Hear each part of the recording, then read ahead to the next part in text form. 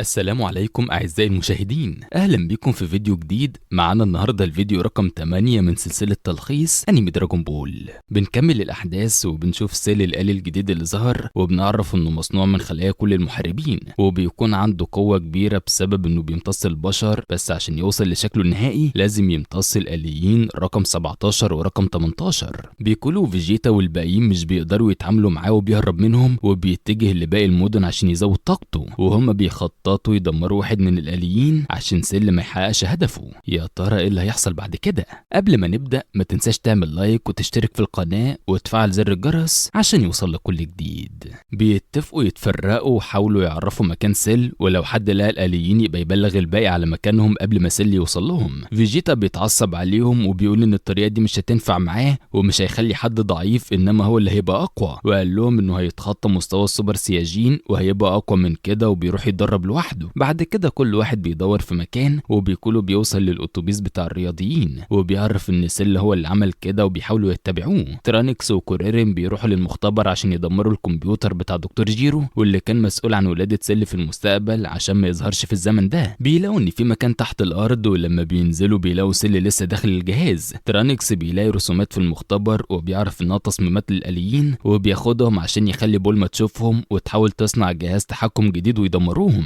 بعد كده بيدمروا المكان، وترانيكس بيدي الرسومات لكوريرين وبيقول له يوصلهم، وهو يروح عشان يتدرب مع ابوه لانه عاوز يكون اقوى ويتخطى مستوى السوبر سياجين. بيقولوا بيوصل للمدينه وبيلاقي ان سيل قدر يمتص البشر اللي فيها وهرب منهم. كوريرين بيقدر يوصل للرسومات، وبولما وابوها بيبداوا يفكروا هيصنعوا الجهاز ازاي. في نفس الوقت سيل بيكون وصل لمدينه تانية وخلص عليهم، وكان فاضل واحده وابنها الصغير وبتحاول تهرب بس بتقع على وشها، واول ما بيقرب منها فجأة بنلاقي كوريرين وصل وقدر ينقذهم. ركبوا الطيارة وسيل مش عايز يسيبهم، لكن كوريرين بيستخدم تايوكين وبيعمي شوية وبيحاول يهرب على الطيارة، بس بيلاقي ان سيل معاهم. سيل بيمسكوا يطحنوا، لكن في الوقت ده بكولو والتنشنهان بيوصلوا وسيل بيقرر انه يهرب. بعد كده بيرجعوا لبيت روشي، وهناك بيعرفوا مكان سيل من الاخبار وبيتجهوا لهناك. في الوقت ده جوكو بيفوق وبيخرج من البيت وبيبدأ يتمرن، ومراته بتخرج تطمن عليه وبتحضنه. بيقول انه سمع كل حاجة وعارف اللي بيحصل، وانه في قوته دلوقتي مش هيقدر يعمل حاجة ومفيش حل غير انه يتخطى مستوى السوبر سياجين هو كمان. روشي بيتفاجئ وبيقول له ازاي هتقدر تعمل كده، وجوكو بيقول له ان في مكان اسمه غرفة الروح والزمن، وسنة كاملة جواها بتساوي يوم في العالم الطبيعي. بعد كده بيودع مراته وبيقول لها انه هياخد جوهان معاه.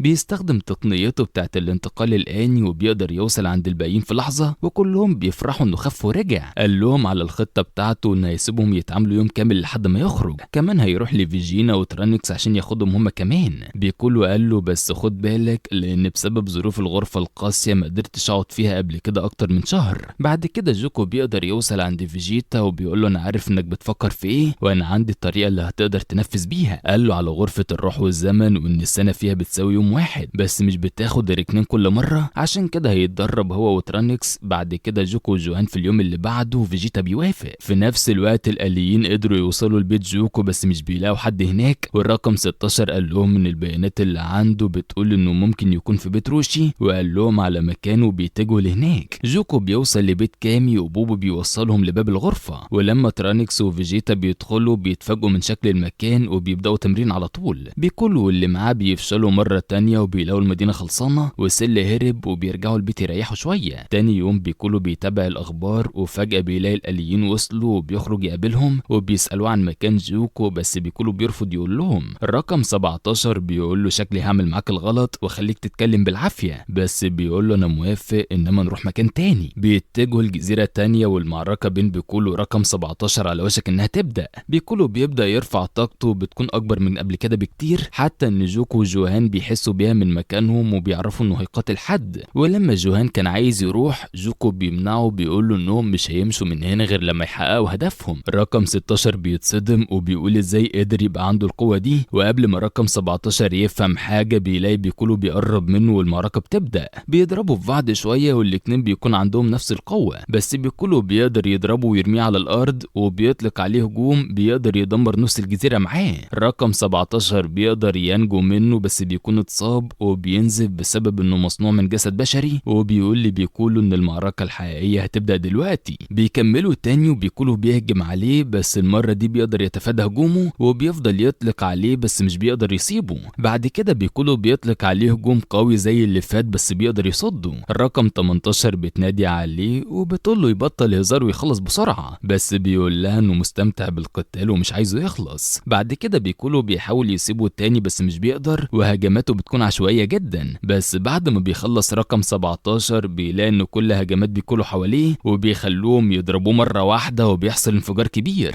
بس للأسف بعد كده بيلاقي ان رقم 17 قدر يصنع درع من طاقته ويحمي نفسه. في نفس الوقت ده كان سيل بيكمل امتصاص في البشر وبيحس بطاقة بيكولو وهو بيحارب مع رقم 17، وبيقول اخيرا لقيتكم وبيتجه لهناك بسرعة. رقم 17 بيقول انه هيبدأ يبقى جد وبيقرب من بيكولو، ولحظة بيكون قدر يضربه ويرميه على الارض وبيكولو بيبعد عنه بسرعة. بعد كده بياخد باله اكتر وبيبدأ قتال عنيف بينهم هما الاتنين، بيطلعوا نفس القوة وبيضربوا في بعض، وسيل بيقرب منهم وكمان بينزلوا تحت المية وبيهجموا على بعض وبيطلعوا وهما بيوجهوا ضربات لبعض. في الوقت ده بولما بتتصل بكوريرين وبتقول له انها قدرت تصنع جهاز التحكم وهتبقى عندهم في اسرع وقت، وبيتصدم لما بيفكر ان رقم 18 الكيوت دي هتتدمر بعد البوسه اللي اديتها له. بيكونوا الرقم 18 بيكونوا نازلين ضرب في بعض ومحدش راحم التاني، وضربه من هنا على ضربه من هنا لحد ما الاتنين بيتعبوا، ومن غير ما يحسوا بيلاقوا سيل وصل عندهم. سيل بيفرح انه لقى الاليين اللي هيمتصهم ويوصل لشكله النهائي، وبينزل وبيبدا يستعرض طاقته اللي جمعها من حياه البشر قدامهم. كلهم بيخافوا من كميه الطاقه اللي عنده، وبيكونوا مش بيكون مصدق ومصدوم من عدد البشر اللي ضحى بيهم عشان يوصل للمستوى ده، وبيثبت مكانه من الخوف. عند بيت روشي مش بيكونوا مصدقين اللي بيحصل، وكوريرين بيروح يقابل بولما عشان ياخد الجهاز ويرجع بسرعته عشان الوقت، وتشينينهان بيقرر يتجه لمكان المعركه، وجوكو بيكون مستني فيجيتا يخرج بفارغ الصبر. بيكونوا بيحذر رقم 17 وبيقول له يهرب بسرعه، بس سيل مش بيديله فرصه وبيهجم عليه، وبيكونوا بيضربه وبيساعد رقم 17. بيقول له ان الوحش ده اسمه سيل، وعشان يوصل لشكله النهائي محتاج يمتص قوتك انت ورقم 18. رقم 17 بيسخر منه وبيقول ان مفيش حد اقوى مني دلوقتي، ورقم 16 بينادي عليه وبيقول له يهرب بسرعه وانه مش هيقدر على سيل، بس بيرفض وبيهجم عليه وبيتضرب، وبيكولو بيحاول يدافع عنه بس بيتضرب هو كمان. سيل بيمسك في بيكولو وبيضرب فيه وبيرميه على الارض، بس بيقوم تاني وبيستعد عشان يطلق كرة طاقة قوية وبيخليها تتركز بين ايديه وبيطلقها على سيل وبتصيبه وبيحصل انفجار بيوصل لحد البحر. بيكولو بيكون مصدوم لانه بيشوف سيل وهو خارج من المية ومحصلوش اي حاجة، وبيقرب منه وبضربة واحدة بيقدر يكسر له رقبته وبيشيله وبيطلق عليه وبيرميه في البحر. جوهان بيلاقي ان طاقة بيكولو بتختفي وبيتعصب وبيكون عايز يروح له باي طريقة، بس جوكو بيمنعه لما مش بيسمع الكلام بيضربه وبيقول له انت لو رحت هتموت انت كمان، وجوكو بيكون اكتر واحد متعصب فيهم. سيل بيقرب منهم وبيقول لهم افرحوا عشان هتبقوا جزء من اقوى شخص في الكون، وبيستعد عشان يمتصهم. رقم 17 بيهجم عليه عشان يثبت ان مفيش حد اقوى منه، بس مش بيقدر يعمل حاجة وبيتضرب وهو ساكت. في الوقت ده رقم 16 قال لرقم 18 تهرب، لان لو سيل قدر يمتص حد منهم هتحصل مشكلة ومحدش هيقدر عليه، وبيقول لها ان على حسب بياناته هو وسيل قوتهم زي بعض وبيقرر ينضم للمعركة. سيل بيمسك رقم 17 وهو خلصان في ايديه وكان خلاص هيبلعه، بس رقم 16 بيجي وبيضربه بعد ما بيهجموا على بعض، وكان قتال عنيف، وسيل فجأة بيقدر يطعنه بديله وبيبدأ يمتص جسمه، بس بيلاقي حاجة غريبة وهي ان جسم رقم 16 مصنوع كله من المعدن مش زي التانيين اللي جسمهم بشري. الرقم 16 بيمسكه وبيرميه في الارض وبيضغط على ديله جامد لحد ما بيقطعه، بس بيقوم تاني وبيقول له انت ناسي ان خلايا بيكولو موجودة في جسمي، وديله بيتجدد مرة تانية. بعد كده قالوا انه هيبدأ يستخدم قوته الكاملة وبيهجم على رقم 16 وبيرميه على الارض بضربة واحدة، وبيقرب منه بس بيلاقيه قام فجأة وضربه في وشه وبيديله فوق دماغه بيخليه ينزل تحت الارض وبيفجر المكان كله. بيفتكروا انه خلص عليه، ورقم 18 بتطمن ومش بترضى تهرب، ورقم 17 هو كمان بيقول ان سيل اكيد مش هينجو من الهجوم ده، بس فجأة بيخرج من تحت الارض وبيكون ورا على طول وبيقدر يمسكه ويبلعه. رقم 16 بيحاول يلحقه بسرعة بس مش بيلحق، وسيل بيبدأ يتحول، شكله بيتغير وقوته بتزيد جدا، والرقم 16 بياخد رقم 18 عشان يهربوا بسرعة بس بيمنعهم وبيظهر قدامهم في لحظة. رقم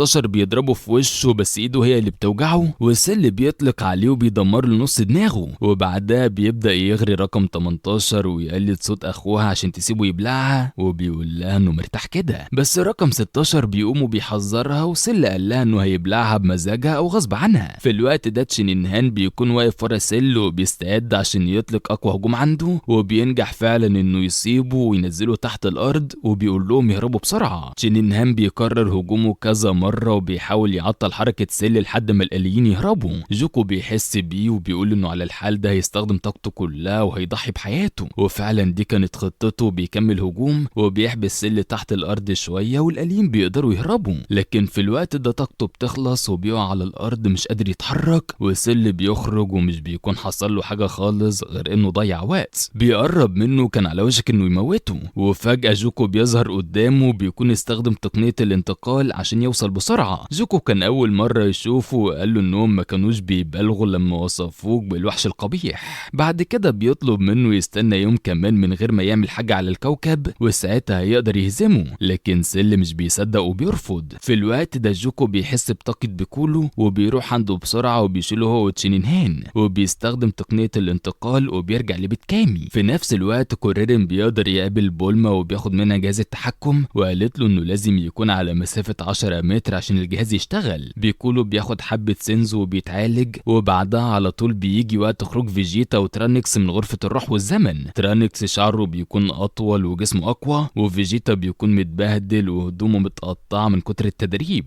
ترانكس قال انهم قدروا يتخطوا مستوى السوبر سياجين في خلال شهر بس، ولسه هيكمل كلامه بس فيجيتا بيقاطعه وبيقول له ملوش لازمه الكلام دلوقتي، المهم الفعل. بولما بتوصل وبيكون معاها دروع اليوم كلهم من اللي فيجيتا بيحبها، وبعد ما بيغير بيقول لجوكو ان مفيش داعي يدخل هو وابنه لانه هيخلص على سيل اول ما يقابله، وبيعرف مكانه بيتجه لهناك على طول، وترانكس بيروح وراه. في الوقت ده سيل كان بيدور على رقم 18 عشان يبلعها هي كمان ويحقق هدفه، بس بتكون قدرت تستخبى على جزيره. بيفضل ينادي عليها ويعلي صوته، قالوا انه هيبدا يفجر الجزر كلها لحد ما تخرج، وبدا باول واحده ودمرها بهجوم واحد. جوكو وجوهان مش بيرجعوا عن قرارهم وبيدخلوا الغرفه عشان يتدربوا وبيتعرفوا على المكان في الاول. سيل بيكمل تدميره وبيكون متعصب وبيفجر كل الجزر اللي موجوده قدامه، ومش بيتبقى غير واحده واللي بتكون رقم 18 مستخبيه عليها، وكان على وشك انه يطلق هجومه لكن فيجيتا بيوصل. سيل قال له ايه ما استكفتش من العلقه اللي كلتها قبل كده وعايز غيرها؟ بيقول له لا انا المره دي جاي اقطعك، وليك الشرف انك هتموت على ايد امير السياجين واقوى محارب في الكون. وفيجيتا طبعا معروف بكبرياء وغروره. سيل بيضحك ضحكه صفرة وبيقول له انت هتعمل كده؟ فيجيتا بيبدا يرفع طاقته بتكون مختلفه كتير عن اخر مره وبتزيد بسرعه جدا وكلهم بيحسوا بيها، وجسمه بدا يكون اضخم وعضلاته بتكبر. سرعته كمان زادت وقدر انه يوصل لسيل ويضربه في بطنه من غير ما يشوفه، وكمان بيقدر يخترق جسمه. بعد كده بتكون المعركه من طرف واحد وفيجيتا بينزل فيه ضرب وبيمسح بكرامته الارض وبيقول له انت لازم تبقى جد شويه عن كده. كوريرين لما بيوصل وبيشوف الموقف بيتردد يستخدم الجهاز ولا لا، وعشان فيجيتا مسيطر فمفيش داعي ان رقم 18 يحصل لها حاجه. في نفس الوقت ده جوكو بيبدا تدريب مع جوهان وبيقول له احنا هنبدا معاك انت لحد ما تقدر تتحول لسوبر سياجين، وبعد كده نتدرب مع بعض عشان الاستفاده تكون اكبر. وجوهان بيتحمس. فيجيتا بيكون لسه بيستهزأ بسيل وبيضحك عليه، وسيل بيتعصب وبيقرر يقاتل بكل قوته وبيرفع طاقته وبيهجم عليه، بس بيسيبه يضربه بكل قوته مش بيحصل له حاجه، وبيقول له انا سوبر فيجيتا اكيد ضربه زي كده مش هتأثر عليا، وسيل بيكون في حاله صدمه. جوكو بيعلم جوهان ان الغضب هو اللي بيخليهم يتحولوا قوتهم تزيد، وبيقول له يفكر في حاجه ممكن تخليه يتعصب زي موت بيكولو، وفعلا بيعمل كده وبيكون على وشك انه يتحول بس بيفقد الوعي وبينام. فيجيتا بيكون لسه بيذل سيل وعمال يضرب فيه ويهينه وبيرميه في الميه وبينزل وراه وبيضربه تحت الميه كمان. بيطلع وبيتعصب اكتر وبيفضل ينادي على رقم 18 وبيقول له انه لو قدر يمتصها هيكون اقوى من كده بكتير ومش هيخلي فيجيتا يسخر منه. كوريرين بيعرف ان رقم 18 لسه عايشه وبيقرب منها بالراحه عشان يستخدم جهاز التحكم ويدمرها. في نفس الوقت السيل بيضحك على فيجيتا وبياكل بعقله حلاوه وبيفهمه ان مفيش متعه في معركتهم دلوقتي، انما لو قدر يتحول لشكله النهائي هيكون اقوى والمعركه هتبقى احسن. كوريرين بيقدر يقرب من رقم 18 وبيكون على مسافه 10 متر والجهاز ممكن يشتغل عادي بس بيتردد، وبيقول انها كانت بشرية زيهم ومش من العدل انها تموت، وبيفكر في الموتة اللي خدها وبيقنع نفسه انها شخص كويس. بعد كده بيظهر قدامهم وبيرمي الجهاز على الارض، ورقم 18 بتكون قلقانة من اللي ممكن يحصل. في الوقت ده فيجيتا بيتكبر على سيل وبيقول له انا هقع في الفخ بتاعك قصد، وهسيبك تعيش لحد ما تلاقي رقم 18، وساعتها هتبقى بكل قوتك وهزمك مرة تانية. وبيقول له ان هي دي طبيعة السياجين، انهم بيدوروا على الاقوى ويهزموه. ترانكس بيتصدم من اللي ابوه بيعمله وبيقول له ان ده خطر كبير وبيقف قدامه عشان يمنعه. كوريرين بيكون واقف قدامهم وبيدمر الجهاز، والرقم 18 بتقول له ان دي كانت فرصتهم الوحيدة ليه ما استخدمش الجهاز، بس بيقول له انه ما قدرش وطلب منها تهرب بسرعة. سيل وهو بيحاول يتخلص من ترانكس بيشوف رقم 18 بالصدفة وبيقرب خطوة من تحقيق هدفه. ترانكس بينادي عليهم بصوت عالي وبيحذرهم، وسيل بيتجه ناحيتهم بس بيروح وراه وبيمنعه وبيرميه على الارض وبيطلق عليه.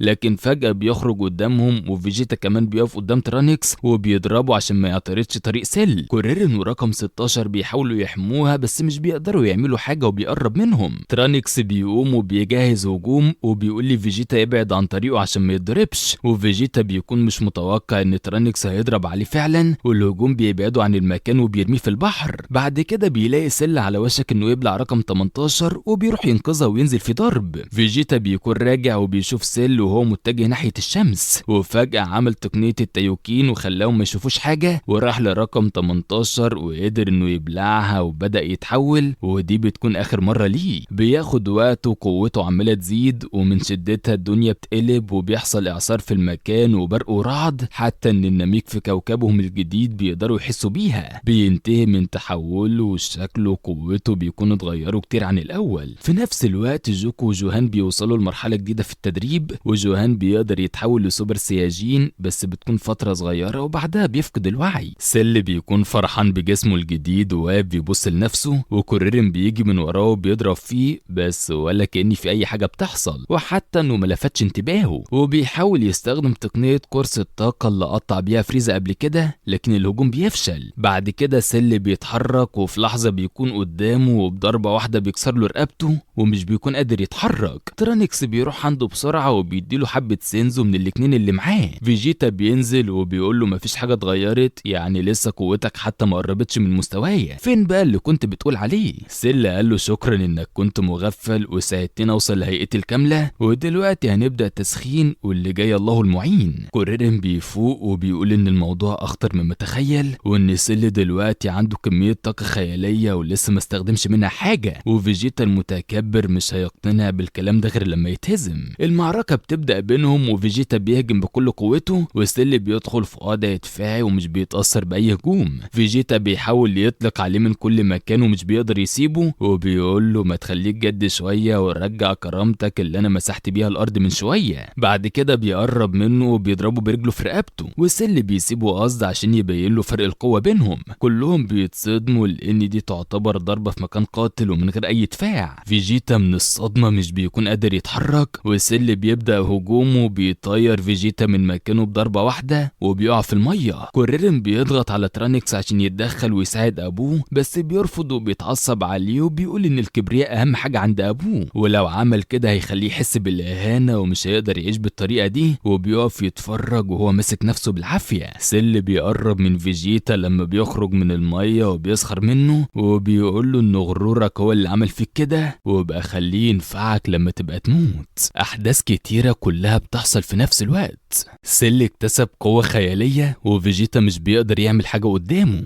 جوكو وجوهان هيبدأوا التدريب الحقيقي، بس هل هيطلعوا في نفس مستوى فيجيتا وترانكس ولا اقوى؟ وهل هيقدروا يهزموا سيل وهو في شكله النهائي ده؟ استنونا عشان تعرفوا باقي الاحداث في الفيديو اللي جاي من سلسلة تلخيص انمي دراجون بول. وبكده يكون فيديو النهارده خلص. لو عجبك ما تنساش تعمل لايك وكومنت وتشترك في القناة عشان يوصلك كل جديد. سلام.